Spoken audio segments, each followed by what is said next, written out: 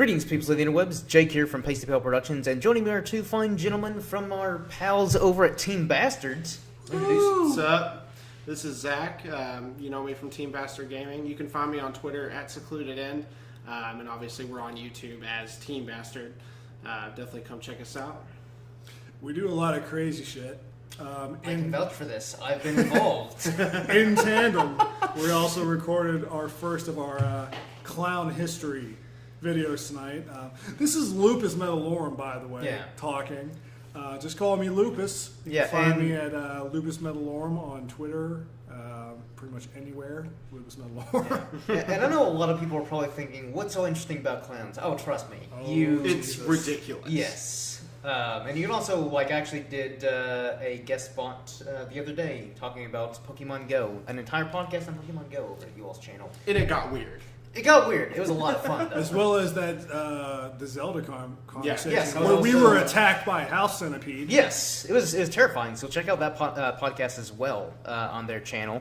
But since all three of us here are pretty big music people, I figured we could start off with music, see where that goes, and if we go on to other things, cool. If not, then it's going to be a music podcast. It's something we've been meaning to do on Pasteball Productions anyways. So you all should know my musical tastes by now if you've been following me or this channel long enough. I love heavy metal. It's one of my favorite genres, in particular Iron Maiden, the thrash bands, Metallica, Megadeth, Slayer, Anthrax, all those people. So I guess we'll kind of go around. So Zach, what kind of got you into music? What got me into music? Gosh, I was that kid in middle school that wanted to fit in, so I listened to rap. Through middle school. You were a fool. I was such a fool. My dad, however, saved me and got me into the rock metal scene. Sure, you the light. Started me on some Metallica, a little bit of Aerosmith. I actually really enjoy some of that. Yeah. Bands like that, and I can never go back to that hip hop rap scene. I mean, there's nothing there. Yeah. So definitely, I started with the Metallica, the thrash bands, moved through some of that, and now I'm kind of on this big, just hard, heavy metal core kind of kick. That's where I've ended up at this point. Well, I sort of never had any experience with rap or hip hop. You're not missing anything. There are a few things I like. It's just stylistically, it's not my cup of tea. Yeah. I was raised. I had a cassette of Meatloaf, Bat Out of Hell. Oh, wow. That it was my dad's, and he gave it to me, and I played that through until the fucking tape broke. And then I brought two more and broke those. So that's the weird shit that I grew up on. I have every single one of those memorized. That's sort of Poke-Evolved. I've been using that so much tonight. It's very adequate for with the craze going on. Pokemon Go. If you're not playing it, you're a fool. Yep. Not to insult you, but you're a fool. What are you? You a fucking nerd. Nerd. But that sort of grew into my love, as well as my 15 plus years experience with symphony and concert band. Yeah. My love for power metal. Oh, yeah.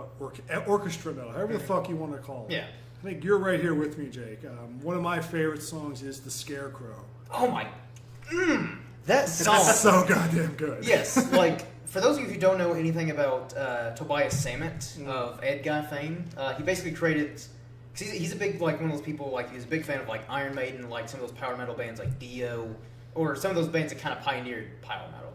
And basically, he formed this, I don't want to quite say super group, because it's basically he gets a bunch of people together, other musicians, vocalists, guitar players, bassists, anyone who plays a musical instrument or can sing.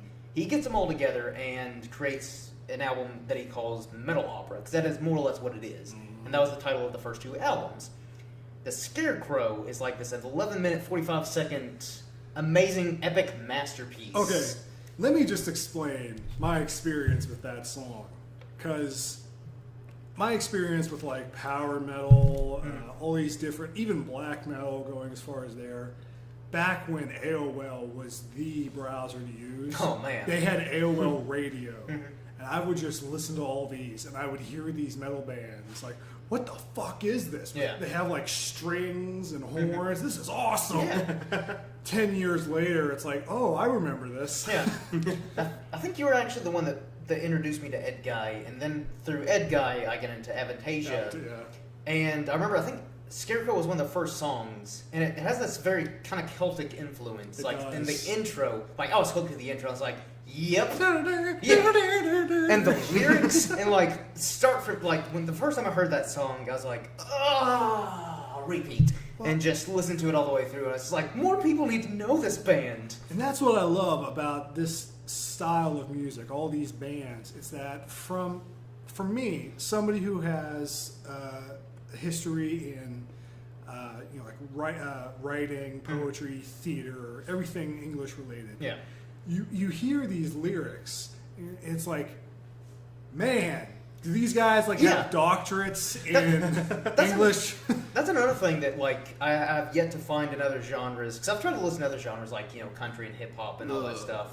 Yeah, and none of them like just resonate with me with like on any level, especially the lyrics. A lot of people give metal for like crap because like the kind of Cookie Monster vocals where they're just kind of like, and it's like, I like some of that if the instrumentals are good and if the lyrics are good, but like I have yet to find any other genre outside of like metal or rock where like the lyrics are so powerful to where like after I listen to that song I'm just kind of like you really connect. Yeah, it makes you think. Yeah, it hits me. I'm just like, oh my god, what? How does this genre have such a negative connotation? Like, yes, obviously every genre I think has that kind of negative connotation, like where some people are like, oh, rap is all about bitches and hoes, which most of it is. Let's be honest. Yeah. But I'm sure there's some rappers out there who have some actual like heart to their lyrics. They sing about relevant things. It can, yeah, for sure. Probably same with like country. Probably not pop. I'm gonna be honest. Pop is all about just the image. Except for like 80s. Popular. Yeah. That's what it means. Yeah. Except for like maybe some 80s pop. Like I'm not a big fan of Michael Jackson, but like I respect the man for what he did and some other. Prince. Yeah, Prince. Prince. But like modern pop, no, thank you. Well, I mean, just using the Scarecrow as an example, it makes you look at just like the image of a man, Mm-hmm. and it makes you think, what is holy? Yeah. What's damned? Mm-hmm. It's like, it even, I can't bring up all the fucking lyrics right now, but it's like, you say, what is it they say? You think everything's divine. Yeah. But what about defiers like me? Mm-hmm.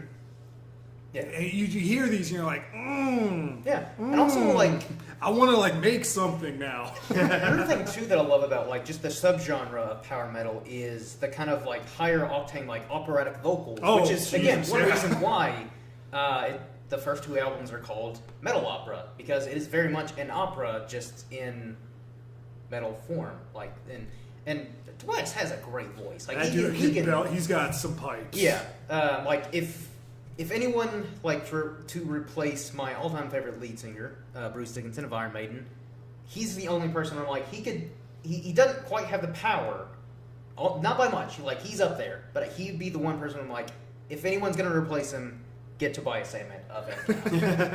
And that's saying a lot because I worship the ground that Iron Maiden and all the band members walk on, and all their albums are amazing. I like the way you sort of put that, and it sort of expounds on your fanaticism with Maiden, is that Iron Maiden, they always sort of put out the idea that they're a clan. Yeah. And that's what you sort of see in a lot of these groups. Mm-hmm. Maybe because they're sort of fringe. Yeah. But they always see themselves like, you like power metal? It's like, oh yeah, we're brothers. Yeah. Yeah, exactly. But expand more, Zach, on this kind of grindcore, hardcore. Yeah, because like I do like some hardcore, some of these more hardcore metal, but it's more of like the kind of outer rim, so to speak, of the metal genre that I don't like. I'll kind of listen to every now and then, but sometimes like the vocalists are too kind of like Cookie Monster, where there's And again, I can tolerate it if like they have good lyrics and if they've got instrumentals, but sometimes they're just like they're being heavy for the sake of just being heavy. It's like, yeah, we're hardcore, ooh, and they're just like pounding on like the bass and just the drums, and it's like I get it. Yeah, Look how fast I can hit the double bass. It's like I get it. You're hardcore, But some bands, like, you've introduced me to some really good bands that, like, I'm just like, well, you know, it comes down to the same thing that you just said. You know, I like that style of music, but I'm right there with you on the lyrics. Like, if I can't understand what he's saying, I don't care. Like, if I have to actually go look up the music and, like, you know, read the lyrics to fully understand what he's the message he's portraying, I'm not a fan of it. No. I love, you know, even if I hate the vocals, even if the music's good, I may still not like the song just because of the vocals. I don't know what's going on. So I definitely wouldn't say that I'm into like the deathcore, like the really just punchy, like real heavy guttural screaming. That kind of, that's not for me. You know, I just recently discovered this band. They're called Era, and I think I'll let Jake listen to some of their stuff.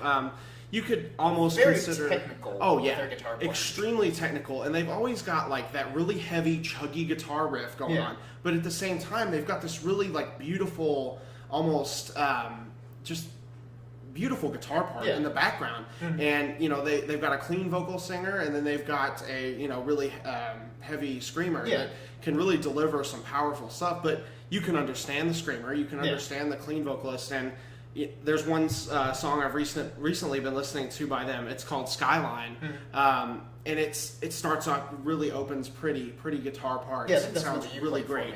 And then it gets a little bit heavier, and then they both just start trading off. You've got the really heavy screaming vocals, you've got the clean guy, and they harmonize really well too. They do, and that's a key with this kind of music. You know, you've got the screamers out there that are yelling, but then you've got a clean vocalist who's singing like in the wrong key or the wrong octave. And believe it or not, the screaming actually does need to be balanced note-wise, or it doesn't make sense.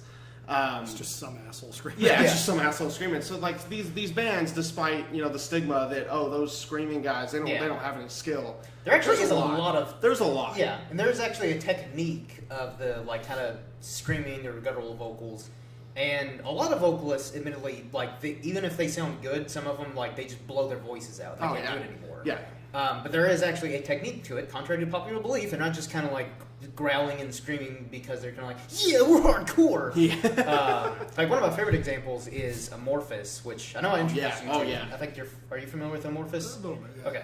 So like their current lead singer, that dude has that perfect blend of like he's got like that great kind of clean vocals, can hit some good range, but then he can belt out those growls and has that technique to where it doesn't damage his voice. He can transition perfectly to like the kind of higher notes, like the very beautiful melodic, and then it goes to like, like for the emphasis, and you're just kind of like, just smacks you right in the face. And again, some of you who don't listen to metal are probably just like, how does that work? Trust me, just listen to Amorphous. Get good. And Tomi Jutsen, I think is how you pronounce his name. I'm not from Finland, so I'm not 100% sure, but I'm pretty sure that's how you pronounce his name. That dude has that perfect blend of clean vocals, but has that nice growly kind of guttural voice for like the emphasis and kind of just really just knocking you on your ass. Yeah, and that's what you need. Yeah, and like I said, it really does come down to vocals to me. If I can listen to a song and I get those like I don't know if y'all experience this like those cold chills. Oh, like, yes, this is so awesome, and you feel like you're part of it. And the songwriter has their own meaning for the song, but you as the listener can tie your own life into those lyrics and really just make it feel like it's your own. And that's the best part, because I've got so many songs that if I'm in a certain mood, I know that if I listen to it, it's going to either, if I'm like upset, it's going to bring me out of that. Or if I, just need to chill out, it's going to chill me out. Music really can affect your emotions and how you are. That's art, man. Make it your own. But like some of the artists that I listen to, like kind of like that'll instantly get me out of like a bad mood or something, or like some of the classics like Jimi Hendrix, like Little Wing, or like Pink Floyd's "Wish You Were Here." Oh my God, yes. But like some of the more recent ones, like actually the very first song that really got me to Iron Maiden was "Dance of Death." Yeah, which lyrically may not be their best, but like technicality wise, because like when I first heard that song. That was one of those songs where I got like chills. I was like, oh my God. And like I just kept putting it on repeat because I was like, downloading some of their other stuff on illegally at the time. I own all the albums, so don't come sue me. I own all your stuff. There was a time when none of us were working. Yeah, So we at the time in high school, I'm sorry, I didn't have a job or income of any kind. But when I did get money, I went out and bought the albums. But anyways, that was one of the first songs, because like, I'd listened to some of their stuff before, and I was like, yeah, this is really good. But Dance of Death just hit me. I was like, I now need to own everything this band has ever done, every song, every album. And I now own all 16 studio albums, and my God, was it one of the best, like, financial purchases of my life, especially their most recent album. I don't know if you guys have listened to it, but their Book of Souls is a modern masterpiece. I have not heard it yet, no. Oh my God, especially Empire of Clouds, which is the finale of that album, is like this 18-minute long epic of, like, that song that's just, and not like a sigh of like, ugh, it's like a sigh of like, of just heaven. Well, that's what I really liked about Maiden, was Yeah. that it took you on these journeys. Like, when I was back in high school, when we were doing jazz band, and we didn't do shit because nobody gave a shit. I would just hang out in one of the practice rooms with the lights off, listening to Passchendaele. Oh my God, that is another song. On my fucking, like, Verizon flip phone. Janky ass sound quality. Those were the days. Yeah. Somebody would walk and be like, what the fuck are you listening to? Iron Maiden, Passchendaele. Oh, it's been a long time since I've listened to Maiden. One of my favorite songs still is Flight of Icarus. Yes, That's a great that song. double bass. Oh, yeah. And Nickel McBrain, the drummer, that is like, he's not using both his legs for double bass. That is one foot. Heel toe technique, man. Yes. Twist oh on my the God. story that Daedalus actually kills his son. Yeah. That's sort of. And that's another thing that I love too about Iron Maiden in particular, and a lot of these they kind of did help pioneer power metal, but like a lot of Hell their yeah. lyrics, Yeah. a lot of their lyrics are based in like mythology and literature. They're not just kind of like death and destruction. Kind of like one time I was listening to I was actually watching one of their live DVDs upstairs in the living room, and my dad walked in and he was kind of like, "Well, what you watching?" And I was like, Iron Maiden. He's like, "Yay, death and destruction." I'm like, "No, Dad, they're not about death and destruction." He's like, "Well, what?" And then I kind of gave him this whole history lesson of like, there's different subgenres. There's like power metal, and then there's like, and I think that just went over his head. Yeah. Do you even know about the Green Man? Yeah. And I even tried to introduce him to Blind Guardian, which they're one of the most notorious metal bands of the '80s from Germany. And a lot of their lyrics are based in, like, Tolkien, like, Lord of the Rings and stuff like that. And my dad's a huge Tolkien fan. Like, anytime the Hobbit movie or Lord of the Rings are on TV, he'll stop whatever he's doing and just watch them. And even, like, rewatches the Blu-rays on a regular basis and has read the books. I tried to introduce him to Blind Guardian. It's like, Dad, you might actually like this band. Because they're about, like, Tolkien and, like, the War of the Jewel was... one of their albums, about that whole mythology.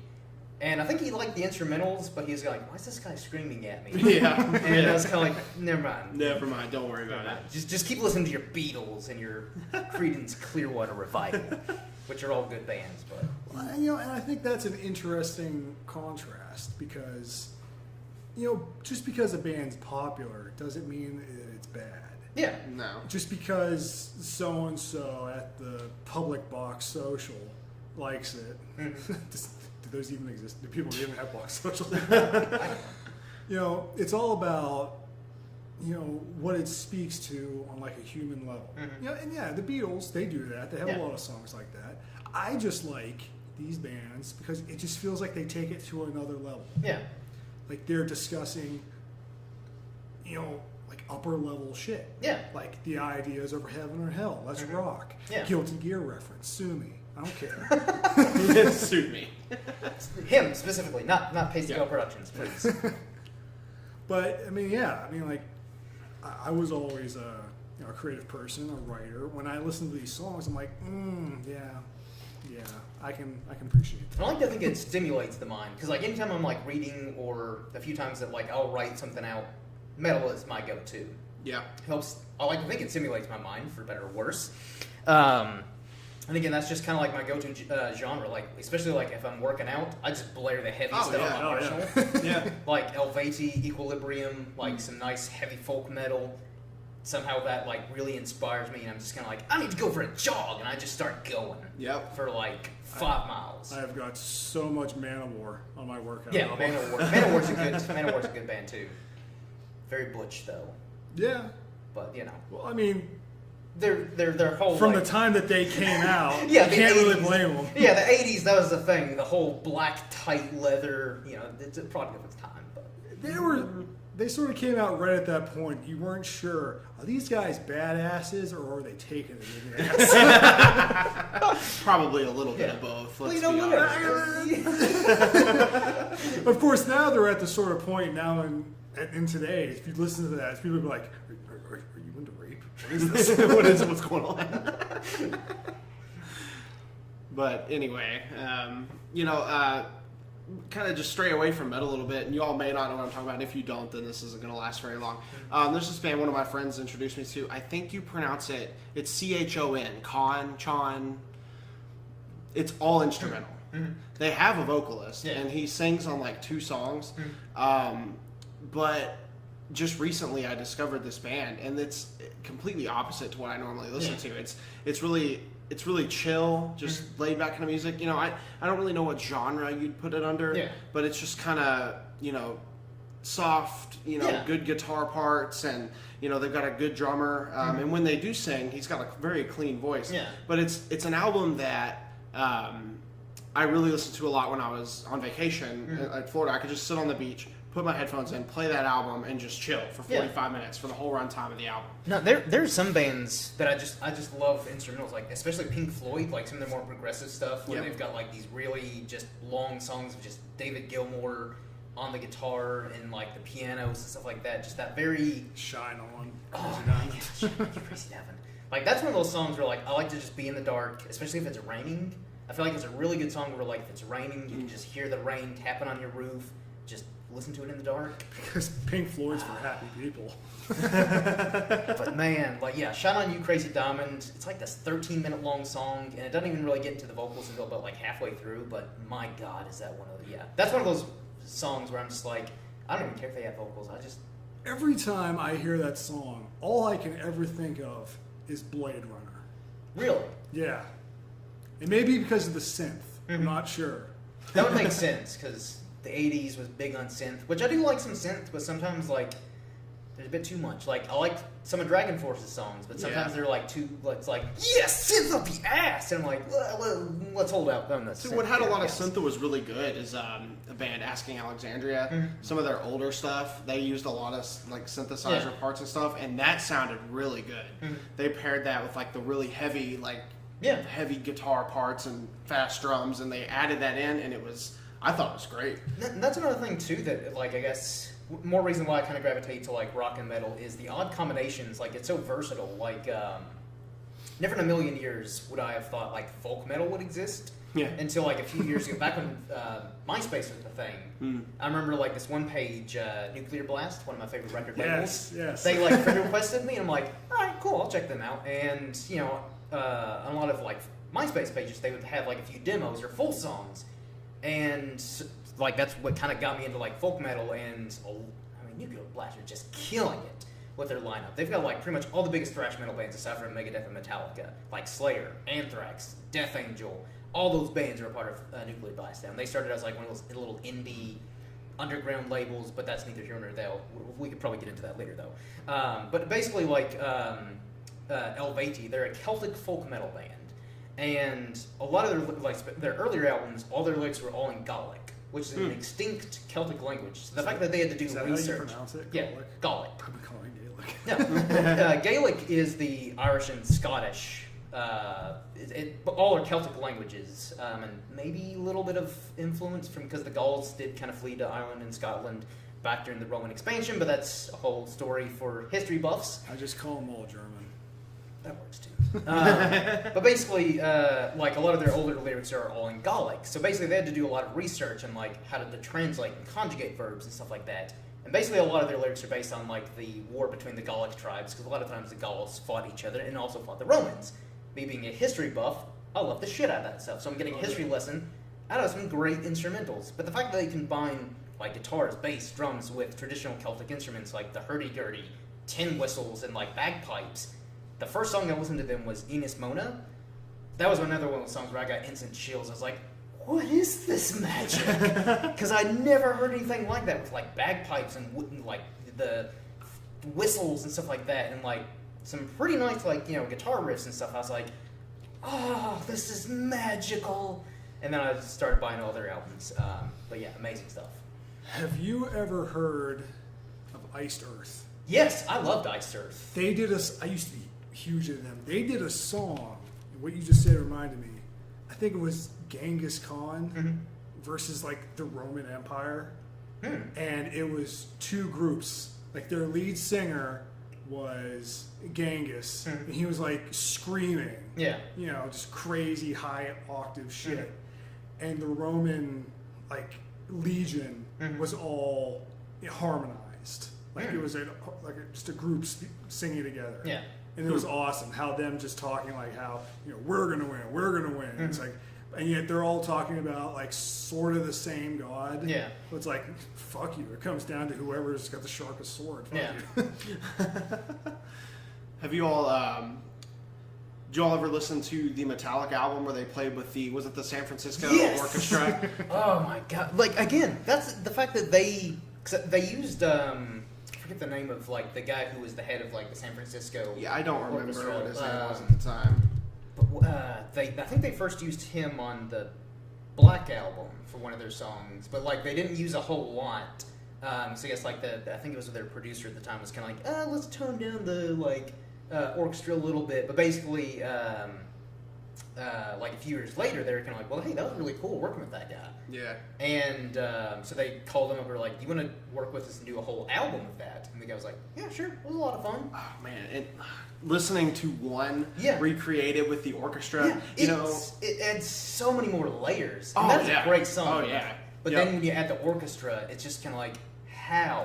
It's like when the double bass comes in and they've got the violins going hard in the background. That was one of those where it's just cold chills all over listening to that. You think you know the song, and then they come in and just break the fucking wall. Yeah. There's just like a field of whole new shit. Yeah. And I love the live albums, too, because you hear like the crowd in the background, which, I don't know, it's kind of like an added bonus to me, because I remember like one day I had one of the live albums of Iron Maiden, Fear of the Dark, from Rock in Rio. Fear of the Dark. Yeah. Oh, my God.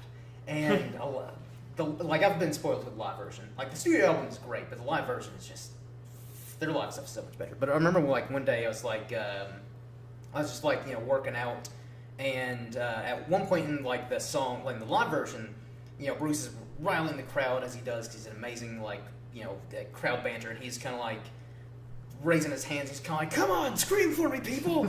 And and I was like bench pressing. I was like, I don't know if I can do any more. And then he goes like, one more. I'm like, all right, for you, Bruce. For you. Yeah, did like 5 more. My arms were on fire. But I was like, I feel so good. I am Eddie. Exactly. But yeah, that was one of those moments where like I love like the live albums and stuff like that of like Metallica and Iron Maiden, just any band in general, especially the ones that give good crowd banter. Which, admittedly, James has some awkward crowd banter. Yeah, but that's just his thing where he's like, "Are you people alive?"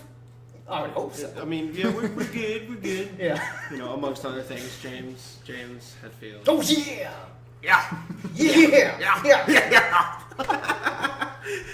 I love James, but he, as with, I'm not gonna generalize all metal, but most metal, you don't have the best vocalists in the world. No. You don't have to have the best vocalists in the world. It's a lot of it's like this, the attitude and stage persona, like Lemmy from Motorhead. Oh yeah, got that gravelly voice, but my God, was he the epitome of the whole rock and roll lifestyle? Like, drank like Jack and Coke on a daily basis. Oh yeah, smoked like a freight train. Always wearing a cowboy hat. Yeah, my God, and that dude probably like.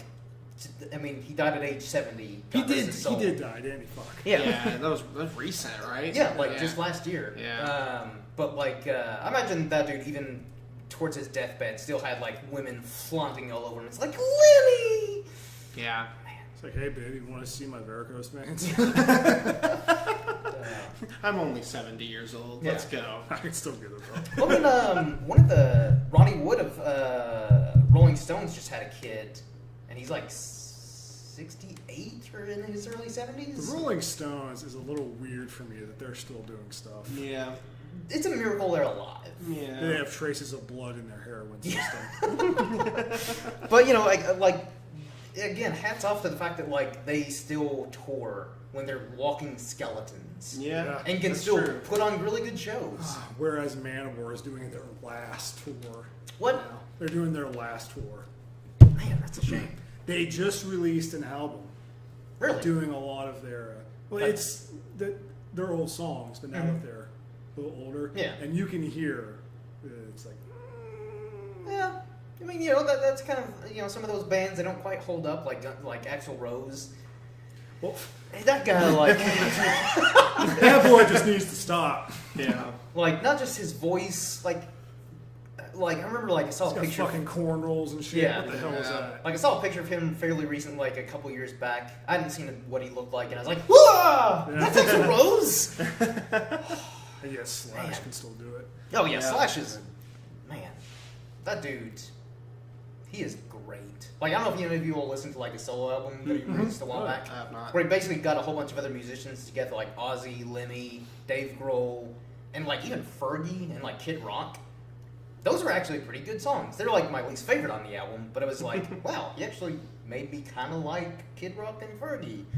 Because he's able to play to, like, all these different musician styles, which is further testament to his skill. Like, he obviously he does great in Guns N' Roses, but, like, take, like, a pop artist and whatever Kid Rock is, and, like, Kid Rock is. and get, like, Ozzy, Lemmy, and, like, M. Shadows from Avenged Sevenfold. Oh, man. Like, the song that he did with him almost sounds like it could be an Avenged Sevenfold song. Yeah. Not just because of, like, M. Shadows, but, well, I mean, that's the thing. You have to play to, like, your vocalist style. Mm-hmm. Like, when Black Sabbath, you know, Ozzy was their original lead singer, and then they had to change their style a bit to Dio.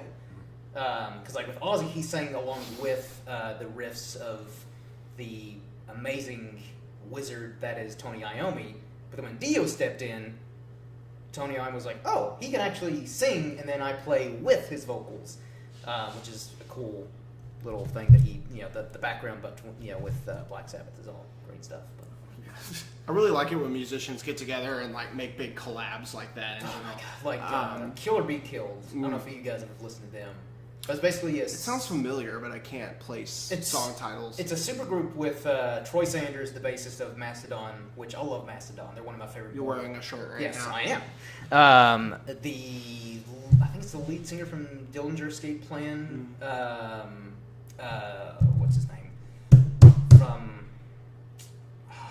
Max Cavalera from Cavalera's Conspiracy and Sepultura, and the drummer, I forget where he's from, but basically, like, they did just this one-off album. Hopefully they do more. Just self-titled, Kill or Be Killed. That was one of those surprise albums of, like, I think it's 2014. Wasn't super crazy about them at first. Like, I heard a couple of their singles, and I was like, yeah, it's not bad. But then all of a sudden I listened to the full album, and it's one of those things where, like, I don't know, like, somehow it just kind of eases you in. And after I listened to it, I was like, I was a fool to doubt this. This is amazing. I'm not a huge Disturbed fan. I like some of their songs, but the lead singer for Disturbed broke off and did his own thing, and he titled it, the band name was Device. But he basically just pulled multiple people together to do stuff. He did a song with M. Shadows, Really? and it was good. But there was a song, I think it was called Out of Line. I might be wrong on the song title. He did with Serge Tankian of System of a Down, and that was awesome. Yeah. Hearing both of their voices together, and they had, I forget the name of the bass player they had playing with them in that song, but the bass was really pronounced. It was a really, like... Which is a hard thing to do when you're a bass player. Oh, like, yeah. normally they're kind of like, you just keep the rhythm. Keep that down. Yeah. But it was like a really, like... I don't want to use the word groovy because it doesn't really fit with the style of music it is. Yeah. But it had like a really nice like rhythm to it, and it sounded really good. And Serge Tankian can sing. Yeah. And hearing the, you know, his name's David, right? The guitar. David Yeah. Hearing him along with Serge Tankian worked out really well. Yeah. And you know, that was just one of those cool little collaboration albums that I really enjoyed. And I don't think he's done anything else with Device. I think they just did.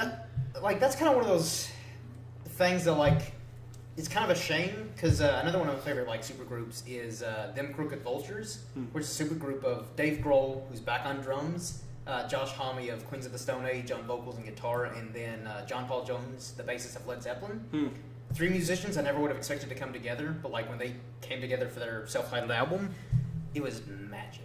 And it's one of those things where like you want more, and you're kind of like, okay, look, I like Foo Fighters, I like Led Zeppelin, even though they don't tour anymore. I like Queens of the Stone Age, but I'm like, just stop what you're doing, do another album together. Same with like Killer Be Killed and some of these other like super groups. I'm like, you guys are too good to just do one album. You got to like figure it out somewhere in your schedule to come together and do another album. Yeah. Which I get, like obviously all of them are super busy with like touring and new albums and all that stuff. And also they have personal lives with their family and friends and all that stuff. But it's kind of like, you don't need to spend that much time with your family. Just make music. Yeah, just make You're music. an artist, motherfucker. Yeah, exactly. This is what you get paid to do for your fans. Do it for your fans. Your family will be around for several years down the road, probably. So I just actually last week I ordered. Me and my brother love to go to concerts together. That's like one thing we do. We've got Disturbed and Breaking Benjamin coming up in 2 weeks, I believe. Looking forward to that. But we just got tickets for August Burns Red and Era, which is that band I was talking about earlier. Have either of you all ever listened to August Burns Red? I think you played some of their music for me, but that's about it. Yeah. They did a collab on their newest album. They did a collaboration on a song called Ghosts with the lead singer of A Day to Remember, Jeremy McKinnon, and that is a fantastic song. Yeah. I know neither one of you said you've heard August Burns Red, but they are one of those bands that they've got a great drummer, and they've got great guitar players. So it's this really technical guitar, and the lead singer of August Burns Red has this, I wouldn't call it guttural because it's not, but he's got a really low, solid screaming voice, and he can deliver some powerful shit. Yeah. And then you pair that with Jeremy McKinnon, who's, I wouldn't call him a fantastic vocalist. His studio recordings are okay, but listening to him live, it's not a letdown, but it's not, what you would want to hear from like a great live band. But hearing them in that song together was perfect for me. The contrast in their vocals was good enough that, obviously you knew who was doing what, but at the same time it blended together so well that it worked. Yeah. And that may not be like a super group like you were talking about, but I love it when bands pull vocalists especially, from other bands and really can make it work. Well, even like one of my favorite, I guess, like kind of dual vocals is Alice in Chains. Yeah. Like with Lane Staley and Jerry Cantrell, they've got some great harmonies. Oh, they do. And Jerry Cantrell is the true like unsung hero of Alice in Chains. Like, don't get me wrong, like Lane Staley is a legend, and I love his voice, but like when I re-listen to Alice in Chains, it's one of those things where like I kind of go back and I'm like, oh, that was Jerry, not Lane. And also like his guitar playing it's very simplistic, but it's very technical because he gets like every little note, every little sound he can get out of like just the simplicity of like the notes that they're playing, which I think is just as impressive as like these guitar players who are like shredding and like going all up and down the fretboard with like their tapping and all that stuff. Which again I'm all for, but sometimes like I just like simplicity, and again, especially with Alice in Chains, the simplicity of it. Because grunge was my first love. Like Nirvana was the very first band that like really opened my eyes. And I'm like, oh, this is what music is. And then like I kind of listened to like Alice in Chains, and then I got into metal because Alice in Chains are kind of like that kind of grunge metal. But yeah, like that's another one of those things where like harmony really makes a huge difference with a lot of these bands, especially when they trade off vocalists. Mm-hmm. Yeah, me and some friends did a Alice in Chains cover in high school, and that was a lot of fun. But we definitely did not do the vocals justice. Yeah. But just I think we did Your Decision for sure. I love that song. And I do love that song. Yeah. I mean that's like what we were saying earlier, like how music can really hit you. Yeah. Listening to Your Decision is one of those songs that I can listen to and it brings back memories. They may not be all good, but I've created my own connection to that song, and it's completely different from anyone else's, I'm sure. And sadly, a lot of people don't give that album, Black Gives Way to Blue, enough credit. So you're kind of like, oh, Lane's not a part of it. I'll have nothing to do with new Alice in Chains. It's like, no, you fools.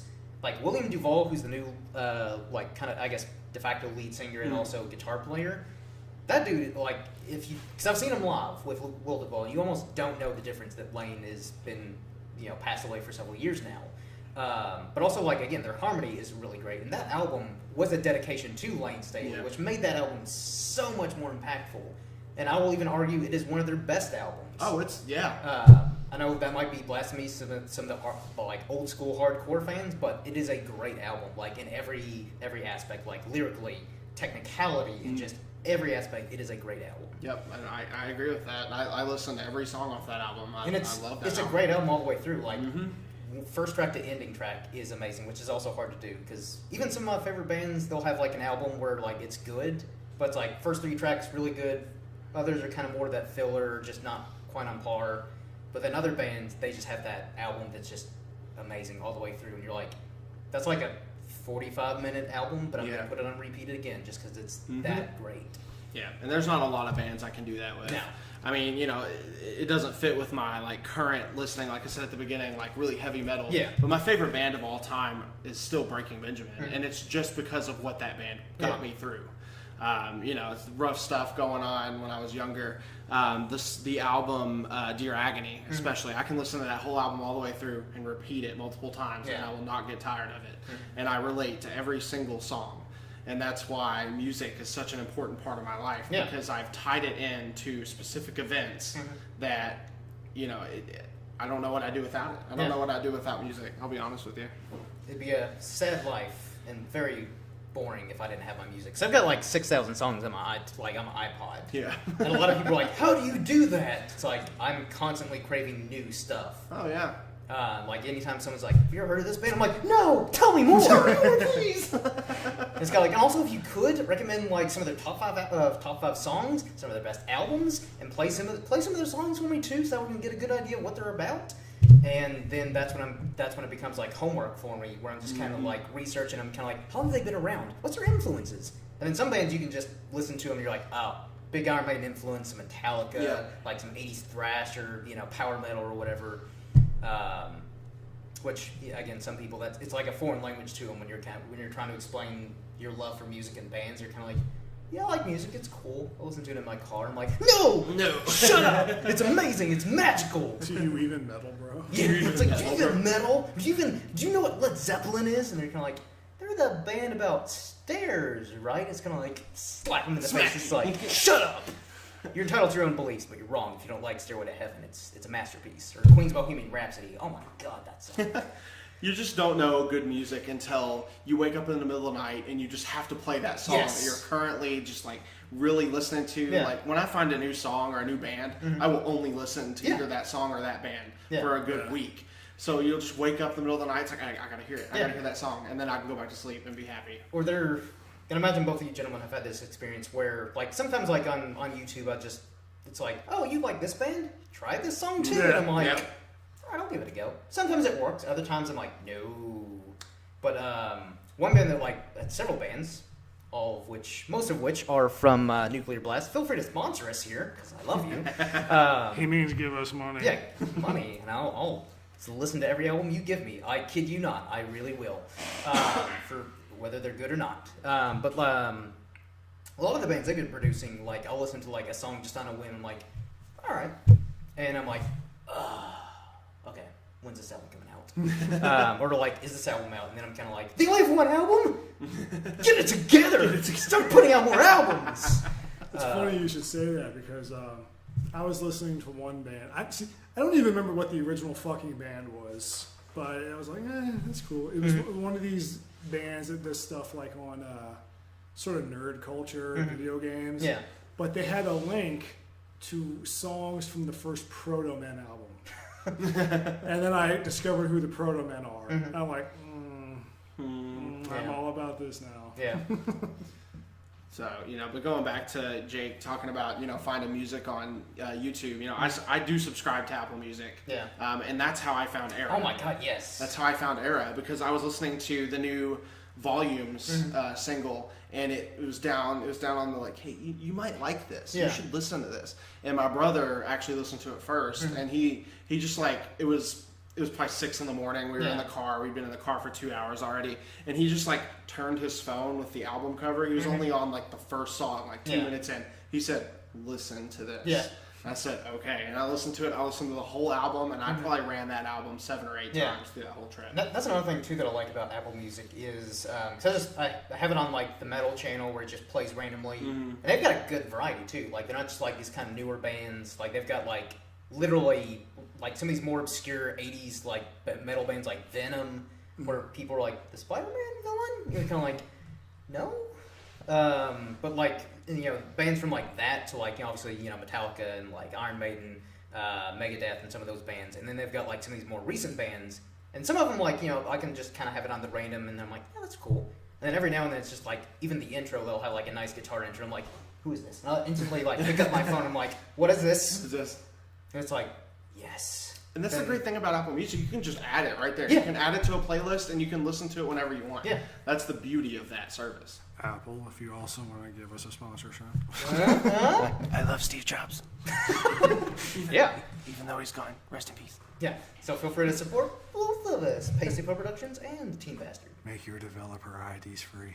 You know, just some helpful advice. But yeah, like, that, I don't know, like, that's what I love too, is just, like, randomly stumbling across, like, because it's still, like, this really satisfying, like, feeling when you discover a new band. Oh, yeah. And especially, like, these more obscure bands that, like, no one will hear of. You'll, like, text your friends, like, have you ever heard of this band? No. It's like, listen to them! Listen to him now. Most of them don't. They're just kind of like, I'm not into your music. It's like, shut up and listen to it anyways. You're going to love it. Yeah. Or you probably won't listen to it anyways. But, like, 'cause then I get all excited. I'm like, I need to tell people. I need to tell people. I'll start, like, texting people. I'm like, listen to this band. Or, like, like, I'll share them on Facebook, even though maybe one person will be like, he shared a video. Who they are. Yeah. Yeah. Like. And then everyone else just completely ignores it, because that's how social media works. You try and post something that could be relevant, but you post a cat video, people are like, oh, kitties! Yeah.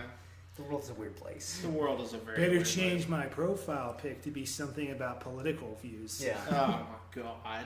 Well, even, like, political stuff, like, I'm not a political person, but there have been a few times where, I don't like, think anybody here is. the few times I've posted something, like, kind of, you know, relevant to the world, I'm like, here are my thoughts. Maybe one like. I post a picture of me in a stupid hat, and people are like, oh my god, yes! 20 likes in, like, 5 seconds. I'm like, what is your priorities in this? What is going on here? You've been to Ireland, like. Yeah. Like. It's like, if I ran for president, all I'd have to do is put on a hat. Like, I just put it on, and people are like, yeah! Take it off, they're like, oh. No, we're not voting for you. Put it back on, they're like, yeah! It's like, what's your stance on, like, whatever? Put on the hat. They're like, I don't care anymore. You've got a hat. I've got a hat. It's floppy. It has to be floppy. Yeah. That's the key. It's got to be the biggest, ridiculous, floppy, colorful hat. So we have derailed to floppy hats for music. Well, let's tie it up. Let's go around and talk about one or two bands we don't think people may have heard of. To suggest. Oh, there's so many. God. So one that I mentioned earlier that I think, again, people within the metal community obviously know and respect, but again, Blind Guardian are such a great band. Especially, like, because I'm a big, like, not only fantasy fan, so, like, when I hear, like, them, the first time I heard about them, it's like, yeah, you know, they're a power metal band who talk about Lord of the Rings and, like, Tolkien. I was like, I'm in. And then, like, I just started listening to their album, and obviously I bought the one, Nightfall in Middle-earth, which is all about the War of the Jewel, pre-Lord of the Rings and Hobbit, for those of you who love Tolkien and all that stuff. And so naturally I was just kind of like, yay! Loved every bit of that album, and I actually just recently listened to it because I had one of the songs stuck in my head. I'm like, okay, time to go on a Blind Guardian binge. But another band that I discovered fairly recently, within the past couple of years, is Vintage Caravan. Another band of Nuclear Blast, again, for we to sponsor us. But they're this kind of like retro kind of. If you listen to them, you'd be like, is this band from the 70s? It's like, nope, they're an Icelandic trio from like 2010. But they've got, like, again, this kind of very retro psychedelic rock. And again, it's one of those things where, like, when I first heard it, I'm like, yeah, this band is destined for greatness. Even if they never become super famous, I'm like, they are great in my heart. So check them out. In his heart. In my heart.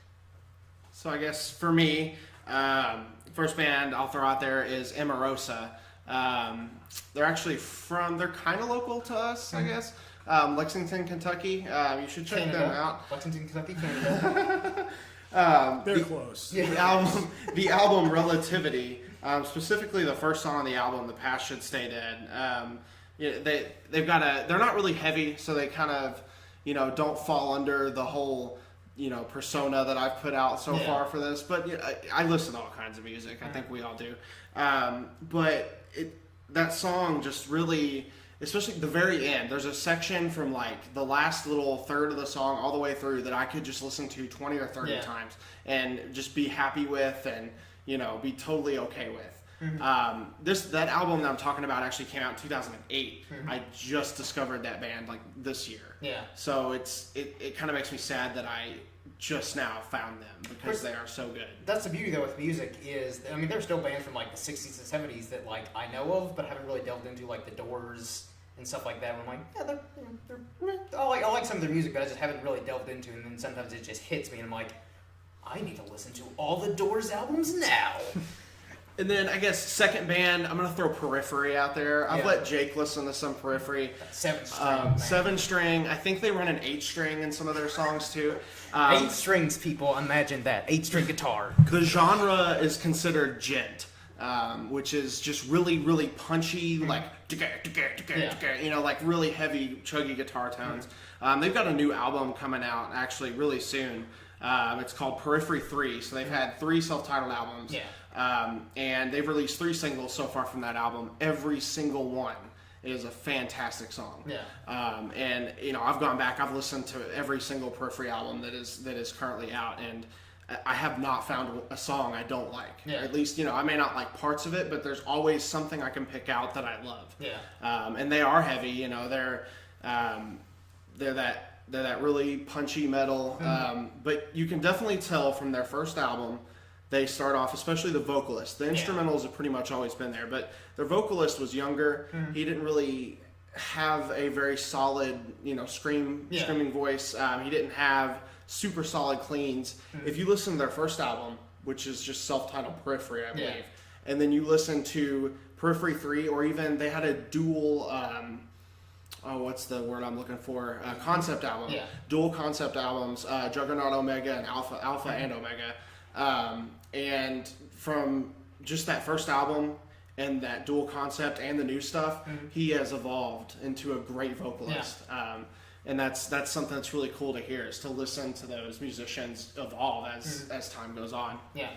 So those are my 2, Amorosa and Periphery. Good choices. I guess I would have to say, Proto Man. No, but seriously, I love you, Panther. For things that people probably haven't heard, I've been on a Powerwolf binge lately. I haven't listened to a whole lot of them, but I like what I've heard. They're a little gimmicky. They're on the Metal Blade license. What the fuck record label? Record, yeah. Shit. They've self-styled themselves the priests of Metal Blade. Hey, my name's Lupus. You think I like wolves? Powerwolf? What? Surprise! What is this black magic? But they do a lot of interesting stuff. Kind of blasphemous. Not gonna blame them. Not gonna say their shit for that. But yeah, their lead singer, he is traditionally trained. He is amazing. It makes a huge difference when they're like classically trained, and not that it's necessary, but it does. And second recommendation, this is a little more on the heavy side. I would say 2 Times Terror. Not heard of them. I have not heard of them. I think they're Finnish. Oh, Finland, you beautiful. That might be Finnish, but they are industrial dance metal. Okay, all right. Yeah. You've intrigued me. Yeah. It's some crazy shit. It's some crazy, crazy shit. Who would have thought that's a thing? Industrial dance metal. That's straight up workout music. It's like, if you've never done like speed, just listen to the music. You might as well. It's a good. It's a good, yeah. It's a good example. All right. Well, I guess before we close this out, I guess you all can promote your channel again and tell the peoples of the interwebs what you're all about. Team Bastard, who knows what the fuck we do? Yeah, it's, we're primarily a gaming, talk show channel, but like Lupus here said at the very beginning, we've got a series coming out. We actually just finished recording the first one.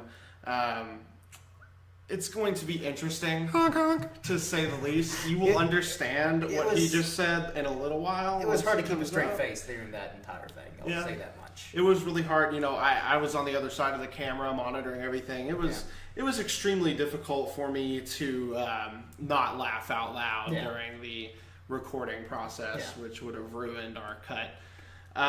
But anyway, obviously we're on YouTube at Fort Bastard Team Bastard Gaming. My bad, Team Bastard Gaming. Fort Bastard's your location. Fort Bastard is our location. You can find us. You can find the channel on Twitter at Fort Bastard WCOM. There's no spaces. There's no weird characters. Just search that on Twitter. You'll find us. Typically, I'll tweet out when we're recording a video or a podcast, and then I'll tweet when it's live. Yeah.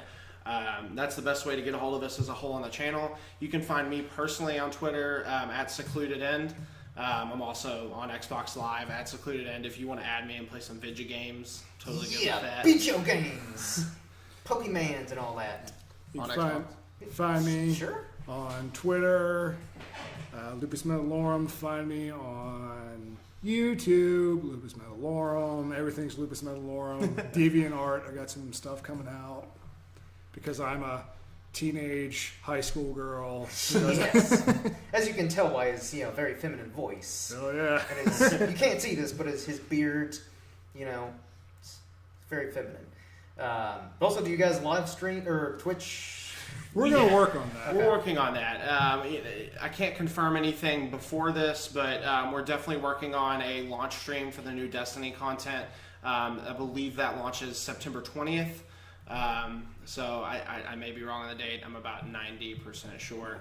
But we're going to have more details on that coming out. I think that's going to be our kickoff, but stay tuned to the Twitter account and the YouTube account for more information on when we actually will start the Twitch streaming. Yeah. Once we get some more shit out there, we'd welcome people just to invite us to play with you. For sure. It'd be fun. Yeah. They also did some great coverage of E3, which I was a part of the Nintendo part, as we mentioned earlier. That was a lot of fun. Killed a house centipede. That was terrifying. We've been invaded. Then again, did a Pokemon Go podcast with you and Chris. I forget his gamer tag. Chris Crickard. Ricky Cricket. That was a lot of fun. Got real weird, but really, really weird. So if you want to know what got weird, check it out. That's when you know it's quality. Should we ask Sean which? Yeah, let's go and get your opinion. So I guess segue. Do I need a shot for this? And hopefully promote the podcast because this is something that came up. I'll defer to you to ask the legendary question. Okay, so we derailed really hard. Thanks to Chris. And his obsession with Jinx. So I'm scared. So I don't really remember. You'll have to listen to the podcast to figure out how. I forgot how we derailed. But we started talking about if you were in a relationship with someone who was into dressing up during sex. Yeah, as Pokemon. I think I know where this is going. Which Pokemon would you dress up as and why? That I would dress up as? Yes. Arcanine. Okay, why? And she would be Ninetales. That's perfect.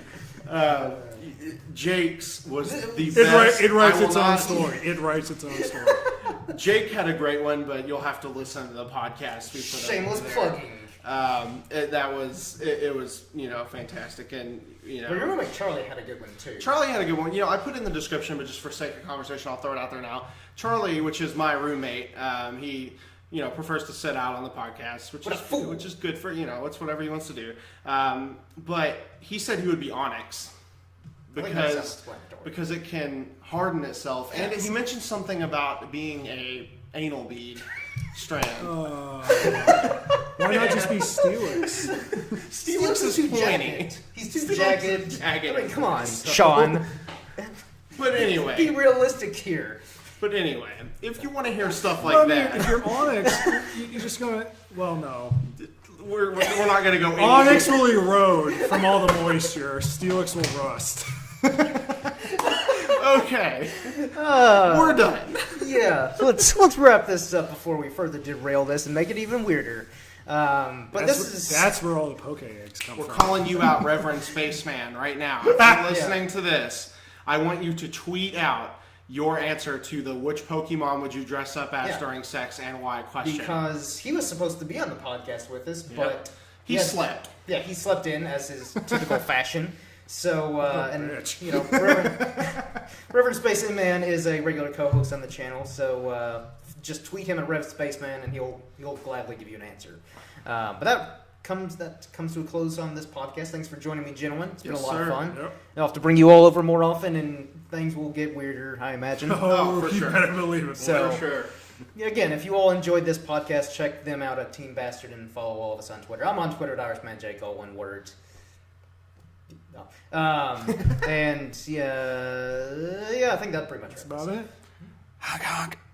it. See y'all later. Cheers. See you, bastards.